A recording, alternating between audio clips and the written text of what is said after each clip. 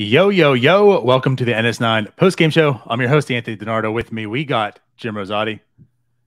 Jim, we don't have a Pirates victory to talk about today, though. They do go into extra innings once again, but this time they lose. Yeah, I thought we were going to have another win. Pirates take the lead in the top of the 10th inning with some fortunate fielding by the Cardinals. But yeah, Will Crow comes in. He just couldn't hold the door in the bottom half. So unfortunately, it is a series split. But I think going into this series, if you would have said, hey, Jim, Pirates are going to take 2 out of 4, I would take that on the road against the Cardinals pretty much every time. Every single season. Still disappointing, though. 14 or 15, I would take this right now. Still disappointing, though, because they had to lead there in the 10th. But yeah, we'll take a split 10 out of 10 times in St. Louis. But yeah, they kind of let this one slip away. Yeah, like you said, this one just seems like a little unfortunate. But at the end of the day, like you said, 2 from 2 in St. Louis. Especially, I feel like all series long, we've been talking about like how unlucky the Pirates have been getting. Honestly, it seems like almost every game. I mean, it's baseball, and I'm not making excuses, but the Pirates are hitting hard. Like again, today, another example, they weren't striking out a ton. They had just 6 strikeouts today on 4 walks. I mean, they're hitting the ball, just not making a whole lot happen once again.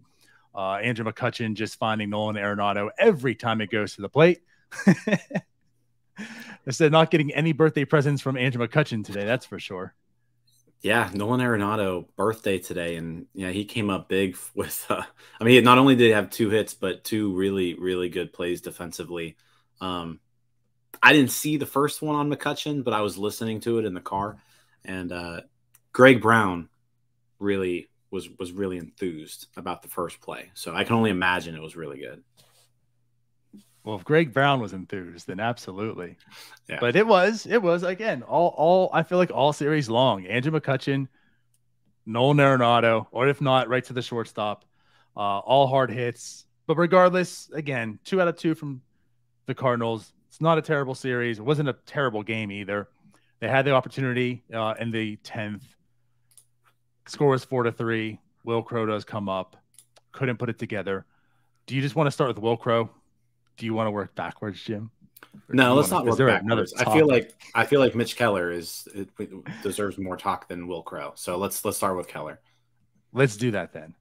Yeah. It was a good start, I feel like, for Mitch Keller. Like, it wasn't great. This wasn't one of those starts where he showed exactly why you're enthused and excited for him this year. He did throw a lot of pitches. I should say mixed a lot of pitches. But this is one of those starts where you're talking of where he held it together. Again, like the old Mitch Keller wasn't coming out of this with just 3 earned runs. That's why this start it's kind of exciting. He was making contact. He wasn't striking out guys. Wasn't a lot of hard hits, but it wasn't like a lot of soft contact either. But again, he held through it. He pitched, and the Bucks were in the game.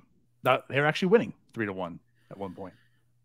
Yeah, I think one of the, I think the biggest difference really between good major league starting pitchers and average ones is that when good starting pitchers aren't putting in their best performance, they're still giving their team a chance to win every single game, right?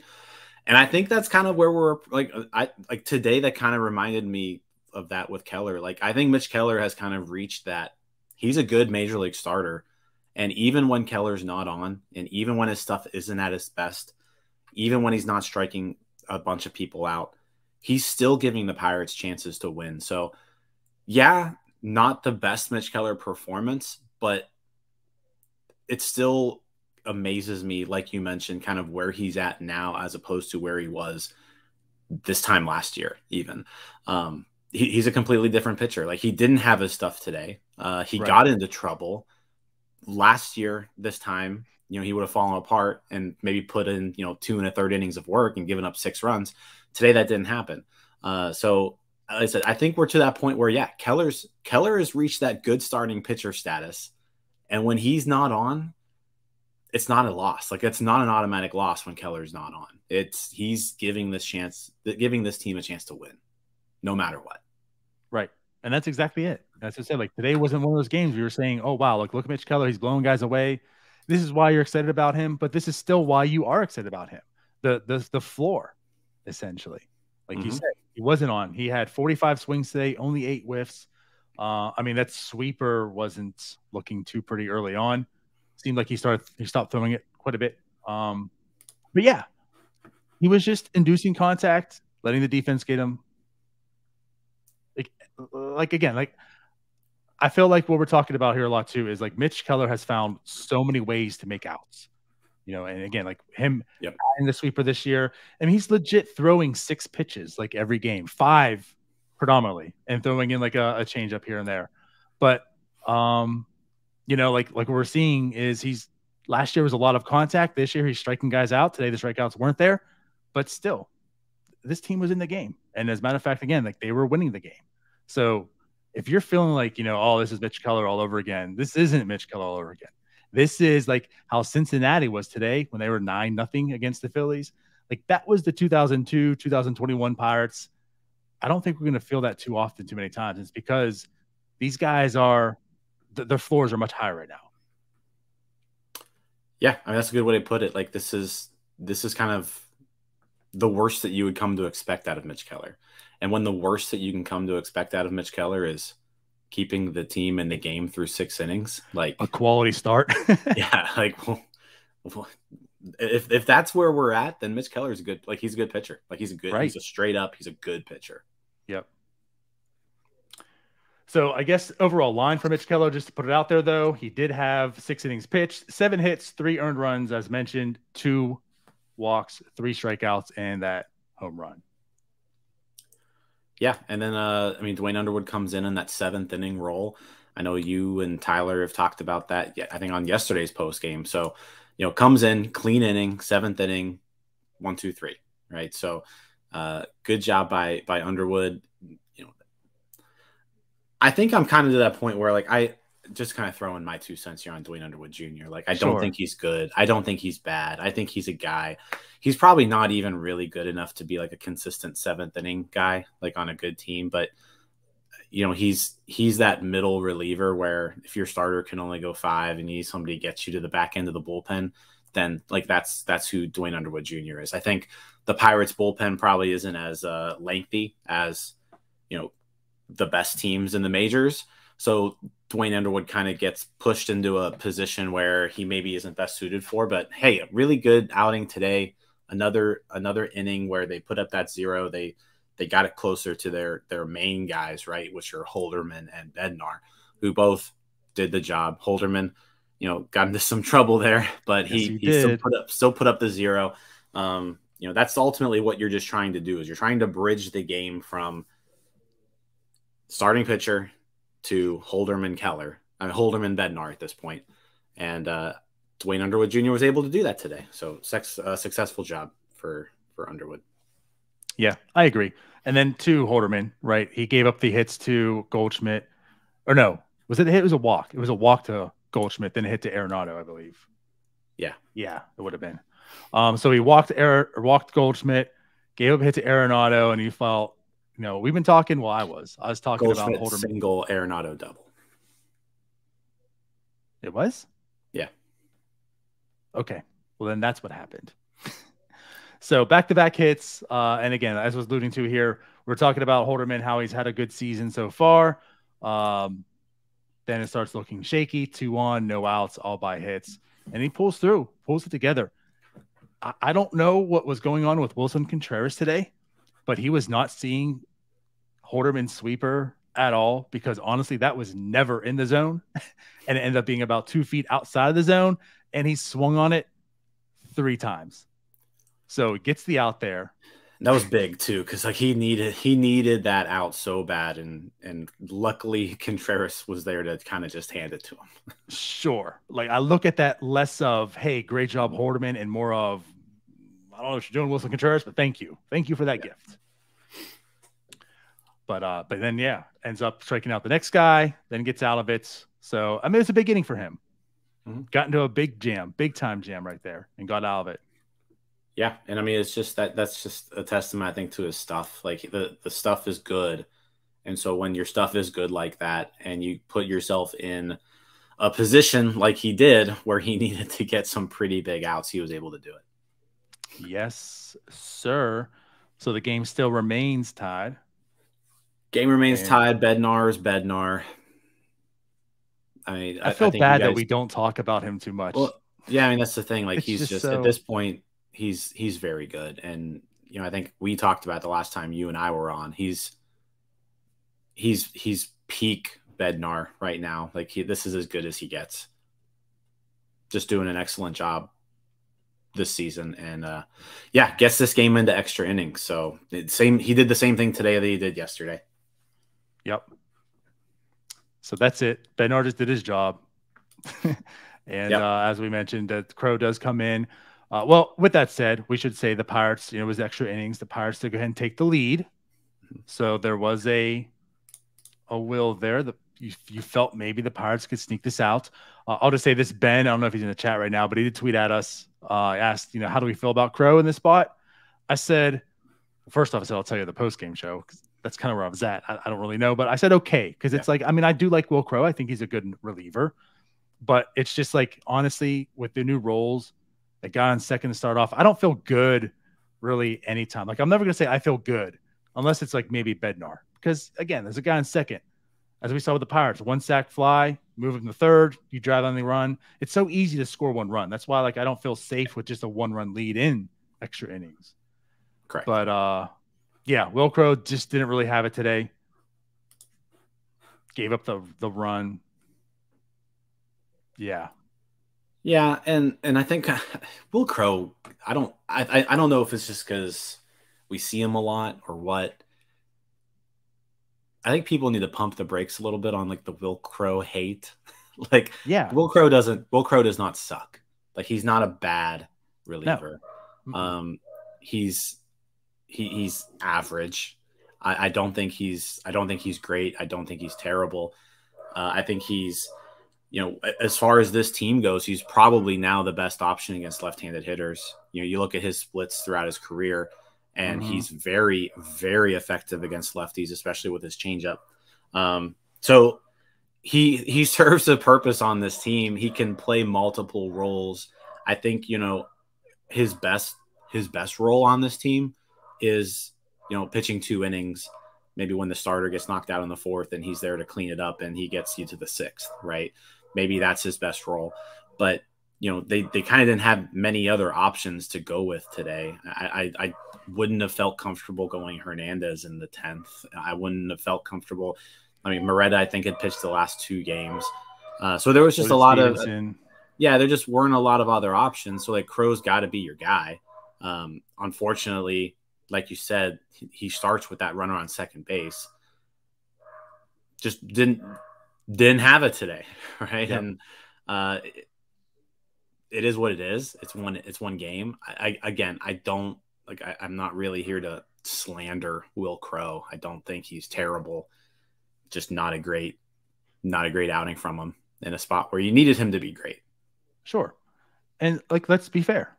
It's not as if this bullpen was like a super strength. You know, we felt like this is probably one of the biggest weaknesses on the team right now. And then for those like maybe even questioning why go to Crow, but not keep Bednar or whomever it might be, good teams don't have to rely on one person. Good teams just rely on the bullpen. You know, I mean, think about the old Pirates days. It didn't really matter who you put in there. Sure, you had the closer, but you threw a guy out there, you had confidence in him, they got the job done. That's just what it is. I mean, if it's just Bednar and Halderman that you're confident in, you can't keep putting those guys out there in all these situations because they're not going to have an arm by the end of the year. You have to go out to these guys. You have to rely on them. And that's what happens when you're not a good team. So like it is what it is. But again, that's why you're looking at 2 out of 2 in St. Louis. It's still a good series. I'm not going to go out there, Bednar in back-to-back games, pitching already to have him pitch 2 innings to try to secure this win. So that way his arm's blown out and, in June, or he's, the velocity's down. I mean, think about what we're talking about after the Dodgers series last year, right? You saw a little different Bednar. So anyways, you have to rely on guys. So you put Will Crow in the spot. He's got to do his job. He didn't really do it today, but it is what it is. So yeah. I don't want to add a ton to Will Crow. This was his 4th game of the year. He's gone multiple innings in each of his other previous appearances, and he hasn't really looked terrible in them. His overall numbers for the season aren't bad. So it's just, it is what it is. It's one game. Yeah, you would have loved to have left St. Louis taking 3 out of 4, and they were in a position to do so. Extra innings are tough. Like, you almost expect to give up 1 run, most times. And yeah, today, like I said, just Nolan Gorman also was hitting the ball all over the place, I feel like, this game. So that double was nice of it to stay in play, but yeah, gave the Pirates a little more hope. Yeah, I feel like no one could get Nolan Gorman out all game. Holderman did in the 8th. They got a big strikeout of Nolan Gorman. Yeah. But otherwise, Gorman was he had 2 doubles.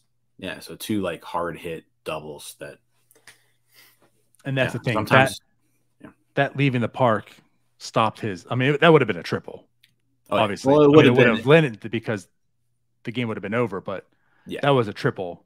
It was a 2-run double. It was a 2-run double at least, which would have ended the game. So it did extend it. He got the big strikeout for out number 2, and then I said walk off by who was it? Tommy Edman, grounder up the middle, just hit it where there weren't any players. It's just unfortunate. Yep. But that's what it is. But honestly, you know what? As Wireless Grapes says here, go ahead, Jim. I clicked at the same time you did, apparently. I know. Tyler and I do that all the time, I feel. He does say, I like this frustration better than last year's frustration and losses. And that's just what it is. I mean, honestly, let's put things in perspective. We're talking about a 5-4 loss here in St. Louis that makes the Pirates 9-7 and ties the series with the Cardinals. Going back to the Philadelphia Reds game, like this could have easily been, the Pirates were down 9-0 in the first, and Miguel Depozo had to come in. And, at least with the losses, we've talked a lot of positives in them. There was a lot of things to see. And again, like all series long, you can talk about the 2 losses. Even though they lost, there was some good pitching you saw. The Pirates were hitting. They weren't striking out. A lot of unfortunate events, it seemed like, here and there. So there's a lot of positive to take away from this team right now. I mean, granted, they're 9-7. Is going to pace the whole way? Probably not. I think we kind of know what this team is. But regardless, it's a competent team, and that's what we came in this year stating and, thankful for. So, yeah, like these losses are much easier to swallow right now and talk about than these past 2-3 years. I don't know if like easier to swallow is the right phrase, but I know what you mean in that like we're talking about losses where at least like the games were entertaining and like there was a chance to win, as opposed to we're talking about losses where like the team put out a lineup where they were like they tried losing from the get-go. Like I guess if we're talking there, it's still, I find it actually more frustrating to lose games that you were in as opposed to games that you shouldn't have been in the first place, but it is what it is.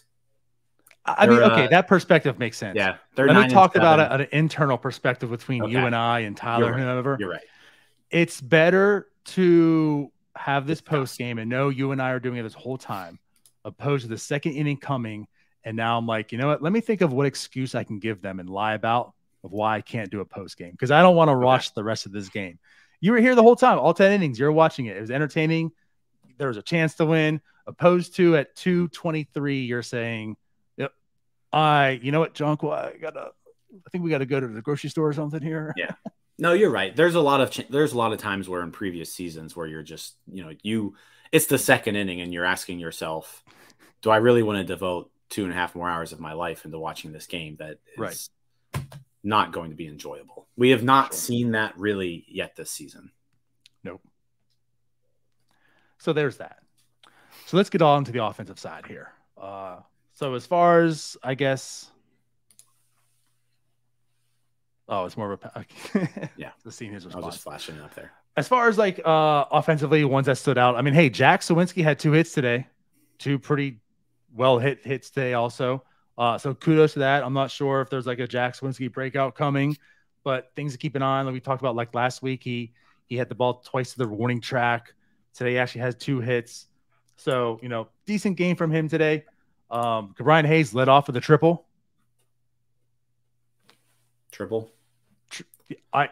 on in the box scores a triple. That's all that matters. Just like Rodolfo Castro's walks are all walks. Yeah. Yeah, I guess no one really shined offensively today. I guess we can say Austin Hedges picks up his first ever Pittsburgh Pirates RBI. So I mean, he comes through in a big clutch spot. He actually came to the plate today with runners in scoring positions and on 3 separate occasions. And so at least he came through in one of those. So that's more than what you would expect from Austin Hedges. Does it speak volumes that the St. Louis Cardinals, with the newcomer just caught up, right? Marcano up the bat, and they're like, you know what? Let's pitch around this guy. The one that slap bunted in his 3rd time at the plate. They pitched around him to get to the veteran of Hedges. I think that speaks volumes about Hedges' bat. But like you said, well, I mean, came through today. Yeah, came through today, 1 out of 3. As I can't really ask for much more out of Austin Hedges. You would have liked to have seen more, but yeah, 1 out of 3. I mean, you're going to take that.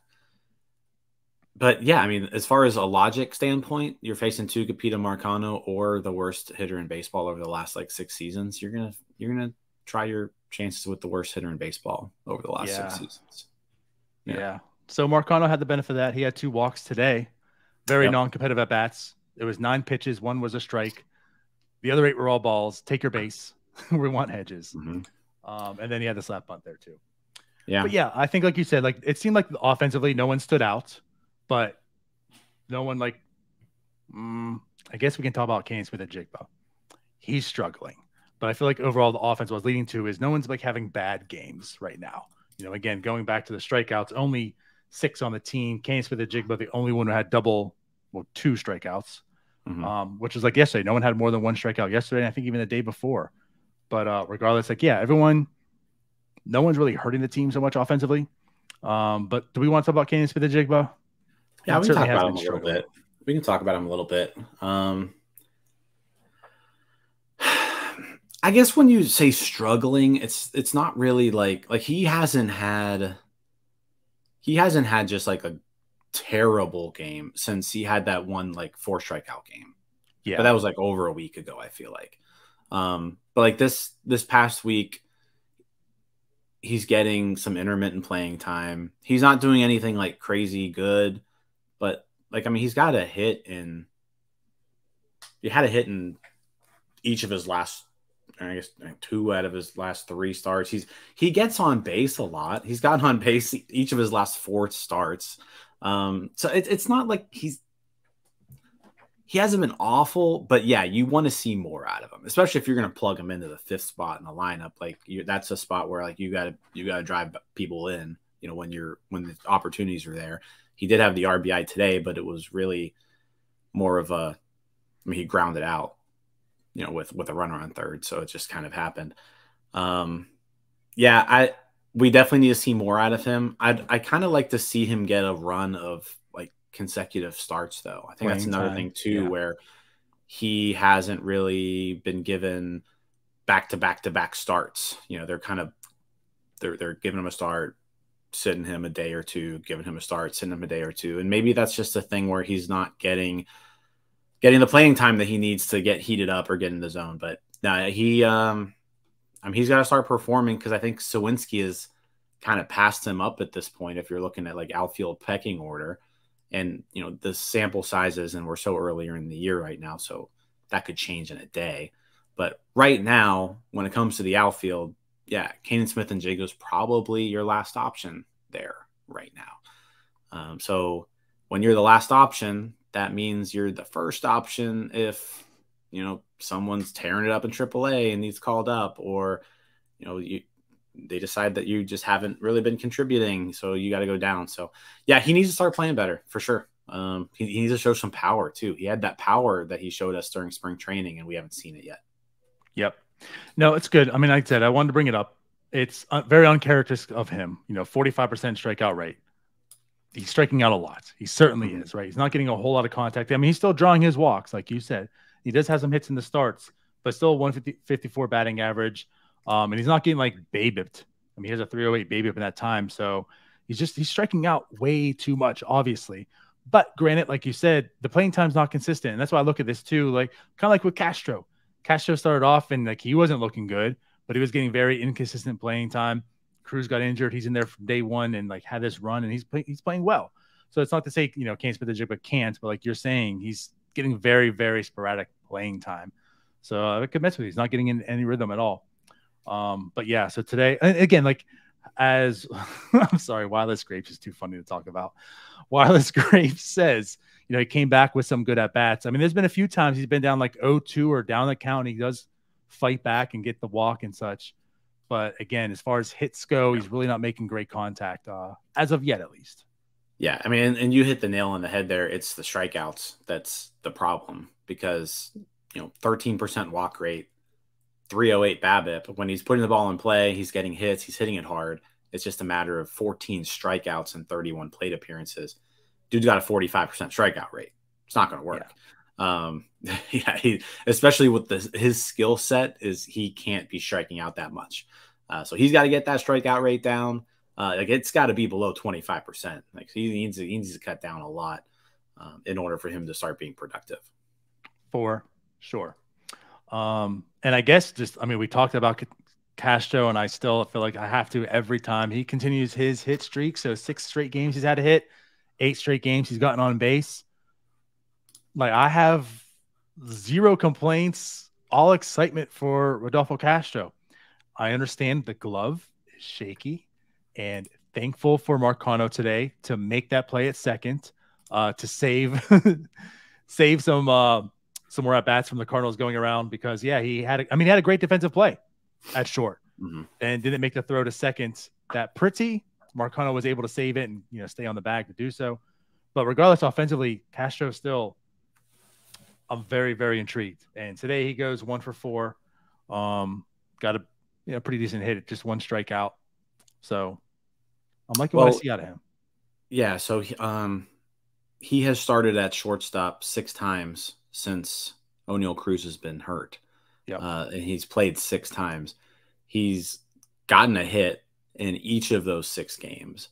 So he's riding that 6-game hitting streak. When Cruz went down, I think it was me and you on that post-game show, and we were like, all right, no one can replace Cruz, but like somebody needs to step up. Somebody has to step up and start producing who isn't right now. And Castro has done that. I mean, when Cruz went down, Rodolfo Castro was hitting 176. He had a 263 on base percentage. And he had a 235 slugging percentage. He had a 498 OPS. That was the day that Cruz got hurt. And now you're looking at Rodolfo Castro hitting 333, on base percentage of 442, slugging percentage of 472. He's essentially doubled his OPS in this last week. He's doubled his on base percentage almost. The guy has been tearing the cover off the ball ever since he's been slotted into that shortstop spot. And so, like I said, he's taken the reins by the horn on this. I don't know if that's the phrase. Reins by the horn. No, bull by the bull by the horn. He's taken the bull by the horns. Usually that's me, Jim. And he's done really good. So, yeah. That's a good point. I'm glad you said that. You did mention that, how someone's got to step up, and he definitely has been. So, yeah, kudos to Rodolfo Castro. Again, my intrigue is way up there. I'm loving what I see from him so far. And then I guess to kind of wrap this up, I mean, Kutch and Reynolds, they're good guys. They're good players. And again, just kind of unlucky for Kutch. He does go 1 for 5 today. But again, like no strikeouts. The guy's just hitting the ball very, very hard. I mean, I have nothing but excitement for Andrew McCutchen at this point in time. And Brian Reynolds, I know, is slumping a little bit, but he's Brian Reynolds, so whatever. But he does go 1 for 4 today and does get a RBI in doing so. Yeah, both Reynolds and McCutchen hit the ball hard today. They both contributed to a couple of runs. So, yeah, don't have anything bad to say about them today. Don't really have necessarily anything good to say about them today. They were fine. Yep.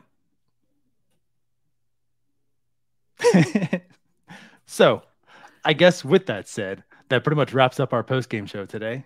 Pretty much. Anything outside of that you want to mention? Well, I guess just to put out there too, Hayes just, I know we're jokingly talking about Kutch getting, robbed by Arenado, but what a fun series. Because I think on both sides, Hayes and Arenado, to give it up for Arenado, I mean, you have to. As a fan of baseball, I know it's frustrating, but what a show they put defensively, those two. Yeah, I mean, those are the two best third basemen in baseball. And you could argue that they're the two best defensive players in baseball, honestly. So, and that's just like straight up, like those may be the two best defensive players in baseball. So, yeah, anytime they get together, and I was listening to the radio before, but I feel like every Cardinals Pirates series, like Hayes makes a really good play, Arenado makes a really good play. Like it's like they just kind of feed off each other and just kind of see who can do better. But no, it's fun to watch really good defense, and those two give it every time. And so when you see them both on the field in the same game, it's fun to watch. I like to give Arenado some shit, but he's fun to watch. Of course. I mean, he's a Cardinal, so you're going to have to in that sense. Yeah. But dude is so good defensively. Yep. All right. So we out of here then? I think we're out. Pirates Rockies tomorrow in Colorado. Rich Hill against Kyle Freeland. So a couple of lefties. Castro bomb tomorrow at Coors. So I was just going to say too, not only that, but all the bad luck Kutch got this series, is that going to turn around in Colorado now? Are we calling it 2 bombs for Kutch? And then also Connor Joe revenge game. There's a lot of storylines coming through. We got Connor Joe revenge game. We got Castro on fire heading into Coors against the lefty. I'm sensing some Pirates offense maybe coming up. A Hedges double? Let's see. Maybe a Hedges double. Yeah. Let's get out of here on that note. Appreciate everyone for watching as always. We'll see you later. Bye-bye. See you guys. Hey, you all. Thank you for watching. I know we try to provide the most entertaining content that we can, and we'd love to spread it to as many people as possible. So I know it doesn't seem like a lot, but if you could take the 5 seconds to like this video and subscribe to the page, it helps out so much more than you know. Thank you, and let's go Bucks.